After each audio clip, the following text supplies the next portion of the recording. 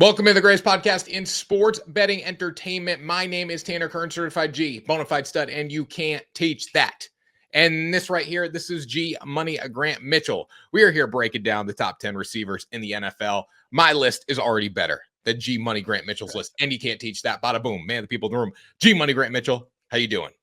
I'm doing good, Tanner. Got family coming into town this weekend. It's Friday. I don't know how it is where you are. I'm looking out my window right now. It is raining very hard, but that's not going to bring me down. We had some awesome views on the last episode looking at the top 10 quarterbacks.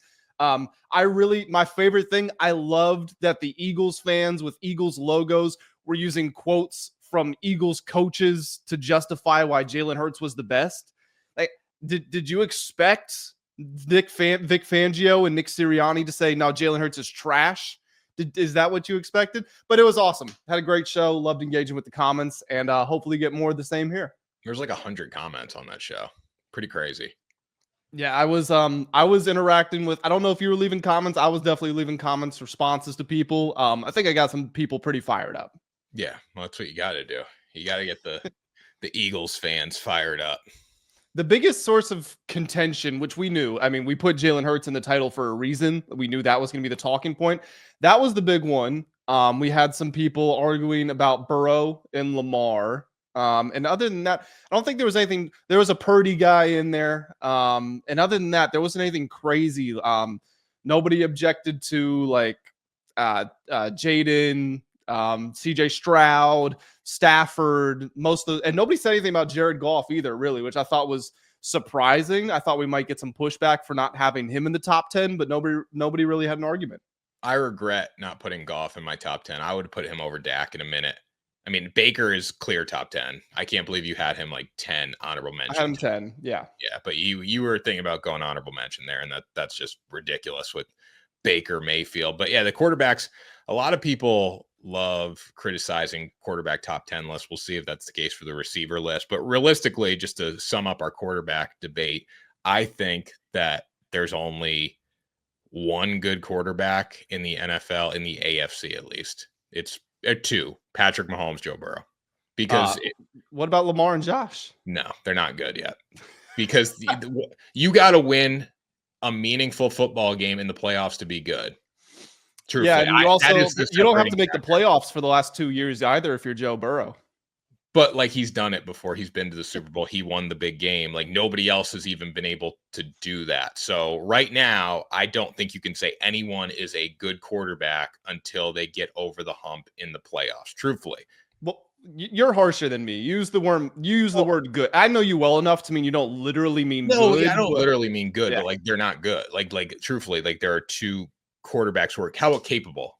That's a better word. Capable. Capable is a very good word, actually, because that does tie in some of the playoff stuff you're talking about. All we talk about with quarterbacks, all these analysts on TV, everybody online, it's like, oh, they can't win the playoffs. Can you win the playoffs? Can you win the big game? You did in the regular season, but can you do it in the playoffs? Like, nobody has done it except Joe Burrow. So automatically he needs to go to number 2 behind Patrick Mahomes. And until Lamar or Josh Allen knock off Patrick Mahomes or Joe Burrow, whoever it is, and they just get over the hump. I mean, they don't need to see the Chiefs in the playoffs. I don't care if the Chiefs get beat early. They don't need to beat Patrick Mahomes to prove it to me that they're capable. But right now, they're not capable. I see Josh Allen, who just crumbles mentally against Patrick Mahomes, and I see Lamar, who does not hold on to the football against Patrick Mahomes or Josh Allen. So I still got Lamar number 2. I had Burrow at a very close 3. I know we all know that there's a top 4. Every single person out there knows that, no matter what, except for the one guy who was arguing Jalen Hurts was number 2 in the comments. That was insane. Well, we all know. I can understand it. I can understand it if we're going off of most accomplished, but that doesn't make you best. You know, you have to use some real analysis here. Don't just look at his Wikipedia page and read it to me. But you need to factor in playoff wins. Like, I don't think the list that we consider right now does not factor in like playoff wins, because honestly, if it was off playoff wins and playoff success, you got to move Lamar. Lamar needs to be demoted on that list. Same thing with Josh Allen. They both need to be dropped down because they both crumble in the playoffs. I mean, playoffs play a huge part in it. That's not what I'm saying. I'm saying that it's one thing to add some of that emphasis to judging how good a player is. It's another thing to ignore everything they've done in the regular season, everything about their performances, and just Google what is their record in the playoffs, and that's how you determine where they're ranked. Say we're doing a podcast. We're doing a podcast on Zoom, and then we get to go to a studio to do the podcast, and we both suck in the studio on the podcast. Same thing. Like, okay, you had a good podcast online, but you get the big time, and you just can't do it. It's no different. So I think they both should be demoted. I'm changing my answer. Until they win in the playoffs, they should both be like 9 and 10. I think most people would have the top 4 as it is. I think Josh Allen's a clear and obvious number 4. I think there's there's the top 4, and within that, there's the top 3, and Allen is 4. I agree. With that being said, for Lamar Jackson, he had a much more talented team around him than Josh Allen did last year. I mean, Josh Allen was throwing to Barefoot Jones over there. I would say that was maybe the first time it's been like that. Josh has had the more talented offenses. Lamar hasn't had any receivers or any running backs. But Josh also has McDermott. And don't get me wrong, I think McDermott's a hell of a head coach now. I don't think he was a few years ago. Like, people were calling for him. He was making like 9/11 references for his motivational speeches too. Yeah, he did do that. Yeah. Anyways. Welcome to the greatest podcast in sports betting entertainment. This is presented by WSN, the World Sports Network, the greatest sports network. You can get your sports betting promo codes, picks, articles, information on there. So make sure you go check that down. Linked in the description below. And then also smash the subscribe button. We're going up. We're coming off big shows. We're ranking receivers today. It's going to be a lot of fun. And Grant's list is like, I've seen it before this. It is as trash as you get. Tanner has not seen my list. About 10 minutes ago during pre-production, he was just asking me a bunch of names. Like, you got him on your list? You got him on your list? And he's put together an image in his mind of what my list looks like. He does not know what's coming. I'm going to straight up say that my list right now, it's not like the young guys. I didn't favor them in my list because they got to do something else for me. Can't be one and done. So let's go back to what I was saying about Jaden Daniels yesterday. And I said that we've only seen him for 1 year. So if I am just going to judge him off of that 1 year, I'm going to have him very high. What we know is that as the years go on, more likely than not, he'll have moments where he disappoints and he'll start to come down that list. So I think we can take that into account. Like, there was a lot of rookie second-year receivers who were just outstanding, like maybe had top 3, top 4 seasons. I think it's okay to put them in that sort of area, but just acknowledge it is a limited sample size. And like, we'll get to a guy like, let's just say a Devontae Adams, like a fringe top 10 guy, but he is 32 years old and you're expecting him to start to come down a little bit. So I'm okay with you factoring some of that in. Well, even like a Tyreek Hill, he was 30th in receiving yards last year, but I was throwing him the football half the time. So it's like like that's a guy who I think will probably be in my top 10 here, but he's on the way down more than the way up. Right. So yeah, no, I think it's just nuances. We're gonna have the same general takeaway, I think, and then it's just sort of how do we interpret that? All right. So it starts with Justin Jefferson, best receiver in the NFL for me. Best receiver, on pace to maybe be the best receiver in NFL history. I mean, highest receiving yards per game, and he's done that with his quarterbacks being Kirk Cousins, Sam Darnold, Nick Mullins, Josh Dobbs. Like, can you just imagine if Joe Burrow was his quarterback? Yeah, but like he had Kirk for most of that time, and Kirk can sling it. Kirk is a stats guy. Yeah, he's a stat pattern. That's the perfect quarterback for Justin Jefferson. He's not going to win big games, but he can throw it. Number 2, no debate here. It is Ja'Marr Chase. Ja'Marr Chase. Yep. Jamar's best case to getting to number 1 is he's so electric after the catch. It's like once you get him the ball, it's like the second play begins, and he's now like a Jahmyr Gibbs, like this super fast, elusive running back in open field space. And that's his path to getting to number 1 one day. And Chase won the Triple Crown last year. Like, this dude is incredible, but just from a pure technical standpoint, what Jefferson does is just unbelievable. Number 3, easy still, I think, CeeDee Lamb. That is not who I thought you were going to say. I think CeeDee Lamb deserves to be top 3 by far. I mean, look who we had throwing the football last year too at times. Still finished 8th in receiving yards. Still a dog. Didn't have as many touchdowns as he could have because of the quarterback. So I do have CeeDee very high on my list. I have AJ Brown at 3. Yeah, I guess. I mean, AJ's more lower on my top 10.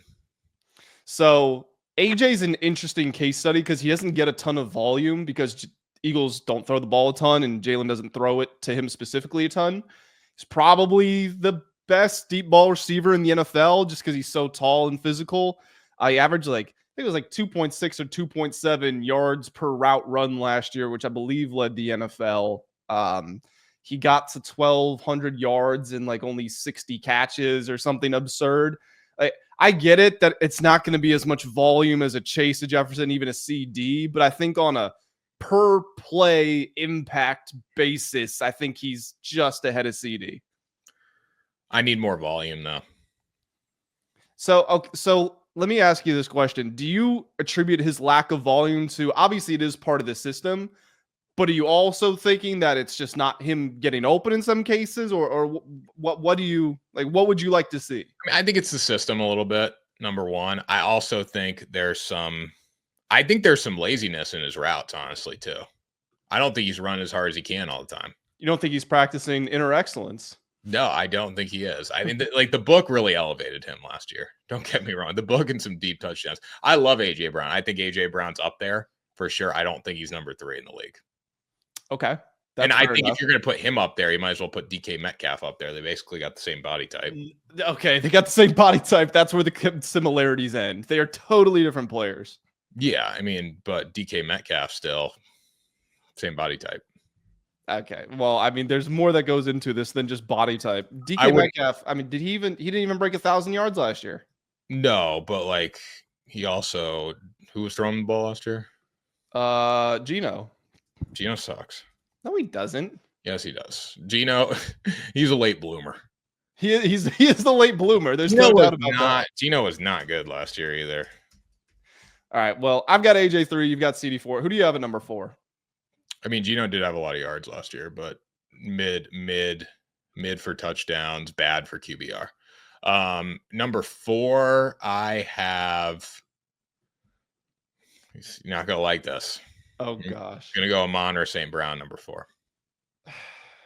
Then you know who my 5th is, but I'll put Amon-Ra St. Brown, number 4. He's a dog, Grant. Amon-Ra St. Brown is a dog. Explain the pick to me. He can beat you deep. He can beat you on quick slants. He can beat you on drags over the middle. He can extend plays from 10 yards to 80 yards. He works perfect in the system that he is in, and I think he has elevated Jared Goff's play. And he was 5th in receiving yards last year in the NFL. He had 12 touchdowns. Big play guy. I love what he's done. Honestly, he is a tremendous receiver. So also one thing you didn't mention there is he's a terrific run blocker as well. Yeah, that's something nobody would even factor in. I did factor it in a tiny bit. Amon-Ra is highly productive. I don't want anybody to think otherwise or that I'm trying to say otherwise. I don't know what it is because I've felt this way with him for the past couple of years. He's put up these incredible stats. He doesn't change games to me, I feel like. And a lot of his stuff, yes, he can be a deep threat, but a lot of his stuff is closer to the line of scrimmage. I mean, 11 yards per reception last year, that was his average. That was ESPN doesn't even rank it. It says 150 plus. Year before that, 12.7. Year before that, 11. Year before that, 10.1. It's very check down slants, drags, screens, short intermediate stuff that I don't think he's as developed, as physically capable as some of these other great receivers. I think he's fast. I don't think he has a breakaway speed like a CeeDee Lamb. Yeah, I think he is a very good player, certainly in this top 10 conversation. His production is high, but I don't think that, we were just talking about AJ Brown, for example, right? Yes, Amon-Ra had a better statistical season than AJ last year, but to me, AJ Brown was significantly more impactful, and I don't think it was close. I don't know. I think the Lions suffer. If you take AJ Brown away from the Eagles, I think the Eagles can still survive because of how well-rounded they are running the football. Don't get me wrong, the Lions are very well-rounded with their run game, but like if I look to the receiving game for the Detroit Lions, I say that's the guy that changed the game. Where the Eagles, you think Saquon Barkley first. I know you think AJ Brown too, but you also had Goddard. And don't get me wrong, they had Laporta. Like you have talent, but you think. Well, Devontae Smith is kind of the big separator there. Devontae Smith, like there isn't that other guy for the Lions, in my opinion. But that's also probably why his stats are so great as well. Like what you were saying about AJ not having the high volume. If Amon-Ra had a Devontae Smith on his team to contend with that running game and offensive line, his stats wouldn't have been as great either. He'd probably have 1,000 yards, 900 yards. He rises to the occasion, though. Like, he handles that perfectly. Yeah, if you stuck A.J. Brown on the Eagles, maybe, or on the Lions, maybe it would be different. But, again, the system matters. We judge these players by the system they're in. And, like, he elevates the Lions' offense game after game. There is very little game where you step away from it and say, hey, he did not make an impact on that one. Where AJ Brown, there were plenty of games where it's like they didn't even need him today.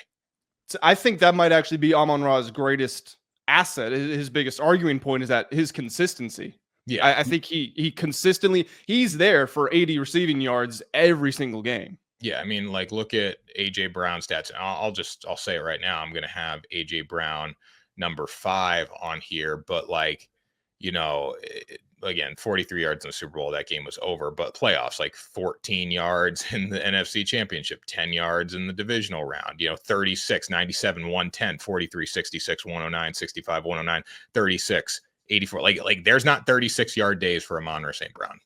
And they can't have that to win football games. So, like, I'm going to value the volume that he gets and the consistency that he shows. There's no consistency with A.J. Brown. And that's why they had issues last year as a team. I mean, there was a whole, like, early in the season when they were having those issues and he wasn't getting the ball thrown to him, everyone thought that he hated Jalen Hurts and Jalen Hurts hated him. Like, that's also something that you don't get from Amon-Ra St. Brown. There is no drama. I that totally agree with. He seems like a great guy. He does have a podcast, which means there's potential for something to go wrong, but it hasn't happened yet. No, he's pretty clean with that. So I'll put him on St. Brown 4. I think he means more to the Detroit Lions offense than AJ Brown means to the Philadelphia Eagles. Okay, fair enough. I mean, again, Amon-Ra's in my top 10. I'm not gonna go crazy here. I think that's too high, but I like the guy a lot. My number 4, and see, you said I would hate Amon-Ra. I know you're going to hate this. My number 4 is Malik Nabers. I don't hate it, but drama queen in a market where he's playing for a terrible team. Like, he performed, don't get me wrong. But, I mean, all these receivers are drama queens, I guess, except for Amon-Ra St. Brown. But, like, it's just I think it's too early. I think it's too premature. He had a great year. Let's see what happens when they get some tape on him. I mean, he's unbelievable. Don't get me wrong. I don't know if I'm going to put him in my top 10. I'm still deciding.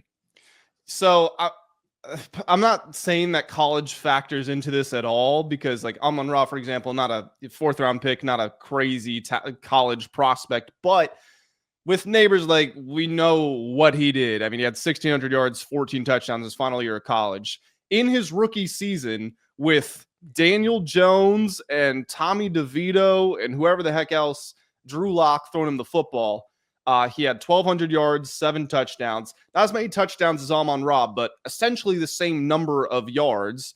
Believe he had more receptions or was right there. Let me see. Amon-Ra had 115. Nabers had 109. He had more targets. He had 30 more targets in 2 less games. Well, I mean, to be fair, that's not surprising. No, they were force feeding him the ball, as they should have. Yes, and also it's not surprising that he didn't catch as many, because I'm sure the passes from Daniel Jones weren't as accurate as they were from Jared Goff. Yeah, no, he made some unbelievable highlight reel plays. I think, again, if you stuck him in a comparable offense to the Lions, I don't know if he's as effective. Like, the Giants' only chance of moving the football down the field was getting it to Malik Nabers in space and letting him go. And kind of what I was talking about with Jamar Chase, like, the second play begins once he catches the ball. I feel the exact same way about Nabers. The guy is lightning with the ball in his hand. Also, only 21 years old. He's gonna get better. The Giants now with Russell Wilson, I don't know who's going to be the quarterback. If they're going to change quarterbacks halfway, they're going to be better than what they had last year. Also, they're trying to get some other skill position playmakers. Hopefully that means the defense doesn't have to double and triple team Nabers, and that could make his stats even better too. Well, I think they were double. The thing is, like, they could focus on him. He was able to make big plays, but like his average reception was the same as Amon or St. Brown. It was a lot of the same game plan. Get him in space, let him go. Like, and don't get me wrong, he won downfield too. He did win. Malik Nabers made big plays on vertical routes too. And the Lions also, it would have been a lot easier if they told Amon-Ra to go deep, it would have been easier for him to do that with the talent around him and the quarterback around him versus like Nabers couldn't go far down the field because they wouldn't be able to get the ball to him. No, but the thing is, like, the Lions relied on play action a lot with Amon or St. Brown, like drags over the middle and all that. Like Malik Nabers was a lot of like quick screens, like bubble routes, like get him the ball and just quick outs. Yeah, quick outs. Like let's just throw him the football, something our quarterbacks can make and go.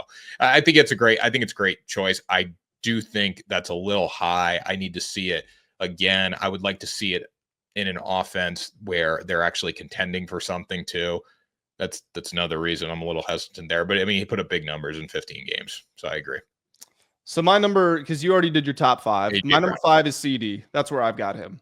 All right, that's fair. I mean, that's very fair. I think CeeDee, we didn't get to see how good CeeDee was because of the quarterback situation last year, and he still played in 15 games and had 1,194 yards, 11.8 yards per reception, and then he had 6 touchdowns. Touchdowns were down because of the quarterback. Yeah, 100%. That year before, I mean, he 1,750 receiving yards, 12 touchdowns. That was ridiculous. If he does that again, then, I would have no problem coming back here and revisiting that top 3 with AJ Brown. Yeah, he's a freak.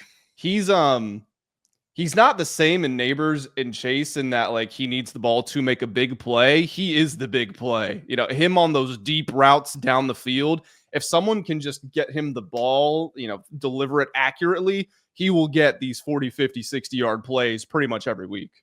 Oh, definitely. All right. So my number, so I'm on 6, right? Yep. Number 6, I'm going to go with Tyreek Hill. Okay.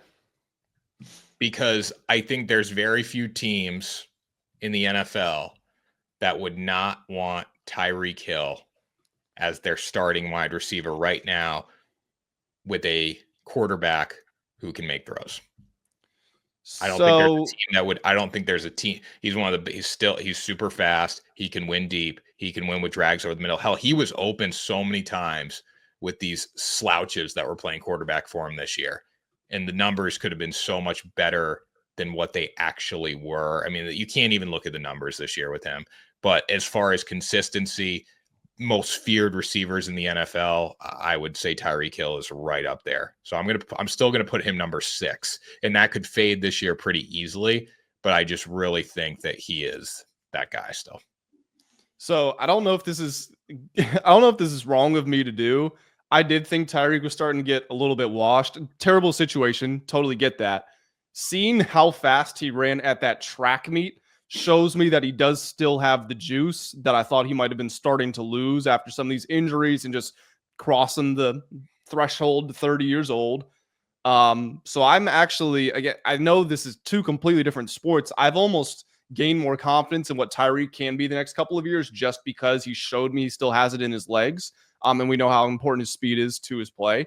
So I don't hate it. I don't have Tyreek that high. Ironically, for some of the things you were talking about with AJ Brown, Tyreek's a threat to blow up a locker room, a threat to blow up a locker room. He's a threat to do all this stuff, and he is somewhat limited in what he does. Now, saying that, his limit is game-breaking plays, so that's not like a bad thing to be limited to, but I don't think he's quite as talented as some other people I have above him. So last year, Grant, with his first 2 years in Miami, 17-10, 17-99. Last year, he still played in 17 games. He had a bad quarterback. Like, he was doing more yards than anybody else did in the NFL last year in the 2 previous years. I think if you're drafting a team right now and you're going to get you can't even look at last year's version. You guys got to wipe that out. But if you're looking at drafting a team right now for 1 year. Attitudes don't matter. Guys meshing doesn't matter. I'm taking him ahead of Malik Nabers. I'm taking him ahead of Brian Thomas Jr. I'm taking him ahead of all these young guys because I know that he's such a big deep play threat, and I know he's an X factor. And if it's 1 year, that's who I'm putting there. So I'll take him number 6. My number 6 is going to be Puka Nacua. That's good. He's a workhorse. Now, he was injured last year, but I don't think he is an injury-prone guy. As a rookie, comes out 1,500 yards, only 6 touchdowns, but, some of those were going to Cup, and also the Rams ran it a lot with Kyron Williams right at the goal line. Again, only played 11 games last year, so his numbers weren't amazing, but he was at 990 receiving yards in 11 games. So that's 99 receiving yards per game. So if he had played all 17, he would have been on pace for close to 1,700 yards. With Cooper Kupp out of there, he's going to be the number 1. I know Devontae Adams is there, but Puka's a much better player at this stage of his career. And kind of going back to what we were talking about with Amon-Ra, Puka is the best best wide receiver run blocker in the entire NFL. And that does matter. And I do want to factor that in. I'll put Puka Nacua number 7. My biggest hesitation with him right now is just, what is he going to look like as the feature guy? Yeah. I don't know. Devontae Adams is there. That helps. Devontae's washed. Let's be real. Devontae still had 1,000 yards last year. Like, he's washed from what he once was, but him being washed can still be an 800, 900 yard receiver. Yeah, and the quarterbacks haven't helped him recently. So, I would still say closer to wash. He's on the way down and the way up. Like, if you're taking Tyreek Hill or Devontae Adams, who you taking? Tyreek, yeah. Yeah. So that's kind of way. Like, I can't say Tyreek's washed like that, but Devontae's. I don't know. I know the quarterbacks haven't helped Devontae, but I feel like he's really washed. My number 7. You said Puka's your number 7, right? I'd say Puka. Yep. Okay, I'm going to take Brian Thomas Jr. at 7. Having 4.3 speed at 6'4". Also, like, Nabers got all of the praise last year for the rookie wideouts. Brian Thomas Jr. was 3rd in receiving yards, so he was ahead of Nabers. He was ahead of Amon-Ra. That was despite playing 7 games with Mac Jones. Caught 10 touchdowns, basically no other receiving threats in that offense. And that was only 87 receptions, which was tied for 16th. So, like, if they had been force-feeding him the ball, he could have put up crazy numbers. And with Liam Cohen being there now, some of the other recruitment that they've gotten going on with that roster, I think he's going to have an insane second year. I agree with that. I think when you're looking at Brian Thomas Jr., I don't know if he's going to be better than Malik Nabers moving forward, but I think even last year, though, like, they didn't have to force feed him the ball, because I know you hate Mac Jones so much, but, like, Mac Jones is better than Tommy DeVito. Mac Jones is better than the majority of the quarterbacks that the Giants had to roll out last year. So Mac Jones is still capable of getting the receiver of the football. So, like, I don't know if we need to, like, praise him for that. So I don't know if you remember during the NFL draft last year, the Chargers were picking 5th, and they ended up taking Joe Alt. But some people thought they might take Brock Bowers, and then Harbaugh came out. I think it was after the draft. Would have had to have been after the draft. And someone asked him, like, did you ever think about taking a receiver? And he said, yeah, we were deciding between 2 guys, Marvin Harrison Jr. and Brian Thomas Jr. Not Malik Nabers, not Rome Odunze. Brian Thomas Jr. went 23rd overall, and Harbaugh was like, yeah, we almost took him at 5. Where did Ladd McConkey go? He was in the 2nd round, I believe. All right. Well, Ladd McConkey needs to be in the top 10 somewhere. No, he doesn't. Ladd McConkey needs to be in the top 10. A survivor of the Georgia Bulldogs racing team. Honestly, yeah. Well, yeah, he didn't drive fast, though. He was a smart guy. And you know what? When I look at Ladd too, how tall is Ladd? He's 6 feet tall and white. Are you kidding me? Top 10 in receiving yards in an offense where they don't throw the football, and he's white and he's 6 feet tall. Like, Ladd is going to be 10 for me just off principle alone. I'm going to put him at 10. I'm saying that right now. Well, we're at number 8. So 8. Go ahead. I like the Brian Thomas Jr. pick, but I'm going to go Drake London. Okay. I think the consistency is something that, it gets me excited in the growth. 866, 905, 1271 last year, coming into his own. You switch over, you get Michael Penix at a point last year, 9 touchdowns still. I think the room for growth is massive there. Also, he has some other talent in that offense to work with, which can help elevate him. So I'm going to say Drake London at number 8. I'm not as high on the NFC South boys, Drake London, Chris Olave. I'm not as high as some I'm other not high people. on Chris Olave, but I'll take Drake London. My number 8, I'll go with Tyreek, and don't want to spend a ton of time in it. Actually, my next 2, I had Tyreek 8, and I had Amon-Ra 9. And we already talked about those guys, so I don't want to say a bunch that we already said. So what, I'm on 9 right now? Yeah.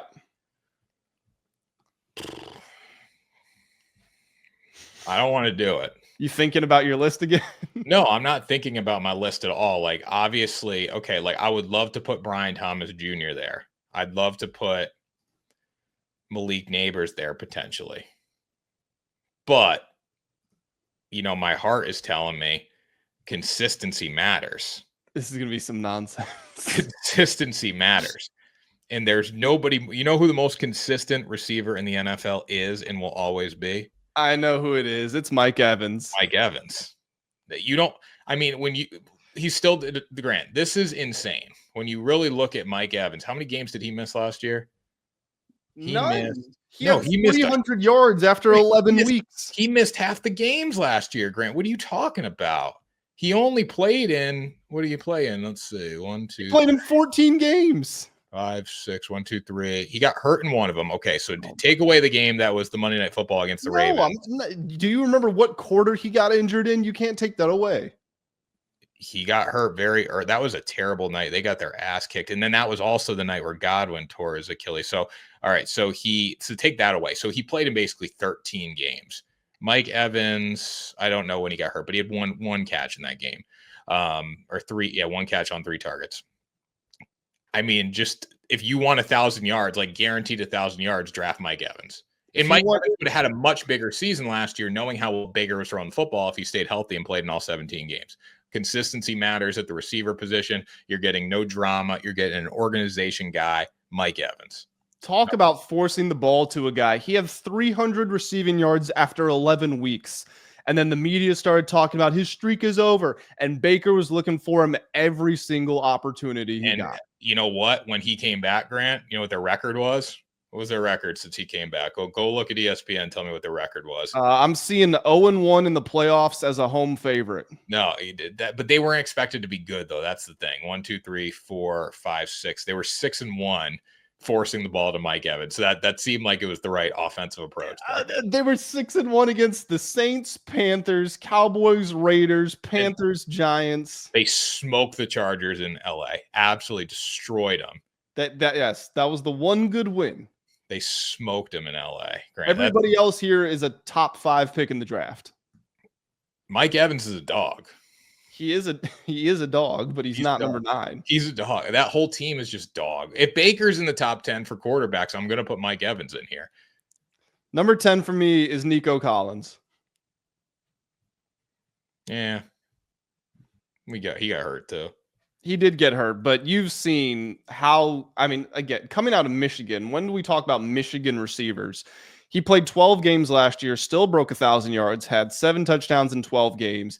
He has been, him and CJ Stroud's connection specifically, can't talk today, specifically on the deep balls is so great, like truly one of the best quarterback receiver deep ball connections in the NFL right now. He's so vital to that offense. Their pass game somewhat collapses when he's not there. So I put him number 10, and I honestly think he could be a lot higher. He's just got to stay healthy. I like that. And I think that offense is going to be very good too. So now, obviously, there's so many different ways you can go with number 10 for me. You can put Brian Thomas Jr. there. You can put Malik Nabers there. Don't like the way you're setting this up. Who else can you put? Khalil Shakir, come on. Can't put Khalil Shakir there. No. Cortland Sutton, Terry McLaurin, Garrett Wilson. Like, there's a lot of names you can put up there. So I'm going to call number 10 a 3-way tie. Here's what I think. I'm going to call it 3-way tie. Okay. I'm going to say it's a 3-way tie between Brian Thomas Jr., Malik Nabers, and Ladd McConkey. First of all, you're just being a coward and you're not picking one. No, I'm not. Like, okay, so if I need to go out and play football tomorrow with the team, I'm good with Brian Thomas Jr. or Malik Nabers. I'll take either of them. I don't really care. I'll take either of them. But I'm going to put Ladd McConkey at number 10. Okay. Off the principle that he's 6 feet tall. 3-star recruit.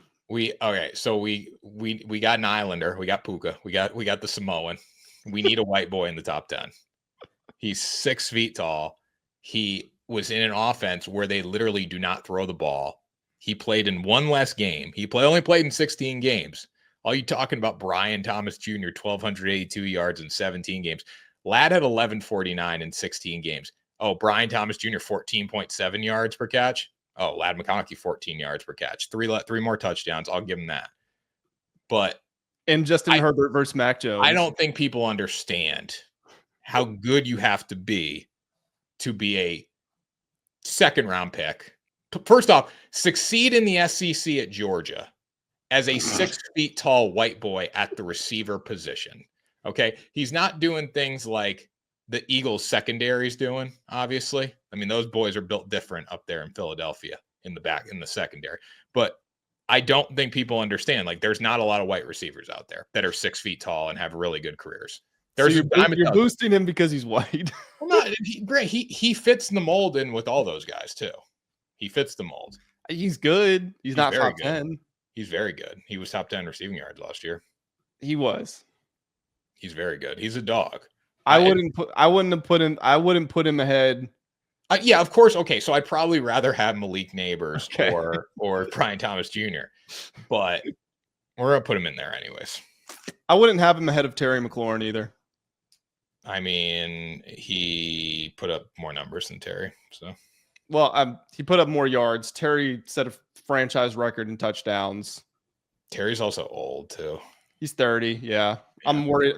He wants $37 million a year, which I get it. Like, he should be asking for that, but as a Commanders fan, I'm a little scared. Like, I almost don't want them to give him that much. Yeah, that's way too much. I'd rather have Ladd McConkey for his second round money. And I'll tell you this too. Ready for this? Ladd McConkey out of Brian Thomas Jr., Malik Nabers, or Ladd McConkey, who was the best draft pick? Ladd McConkey in the second round for sure. I mean, from a value perspective. Yes. Okay. Yeah. Ladd McConkey top 10 sold then. Okay. So, I mean, I'm hoping, actually, that's not true. I was going to say, I'm hoping the comments don't hate us as much as they did for our quarterback list, but I almost hope they do because I want to see what people have to say. I mean, if you agree that Ladd McConkey should be in the top 10 because of value, because of just dog rating, yeah, let me know. Because of this. Yeah. So, well, I mean, honestly, hey, you know what? Shout out to 1977. We broke the color barrier. Since 1977, first time we had a white. I was just about to bring that up. You saw that. I saw that. Since 1977. It's been a long run. Yeah. So Tanner's talking about Cooper Flagg was the first white American drafted with the first pick in the NBA draft since 1977. I think there was something else, like a white American hasn't won Rookie of the Year since like 1967 or something. If he doesn't win it, he got hurt, I would assume. He's a minus 225 favorite already. Insane. But yeah, just big year, 1977, making plays. We might never see, like, we're witnessing history. Like, you're only gonna probably see this like a couple times in your lifetime. Yeah, probably. So shout out Cooper Flagg, shout out Ladd McConkey.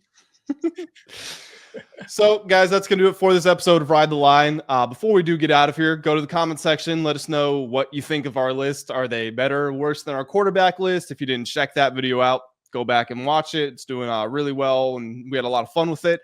Hit the subscribe button. Hit the like button as well. Check out WSN.com. And Tanner, take us out of here. That was Ride the Line, the greatest podcast in sports betting entertainment. We will see you next time for another episode.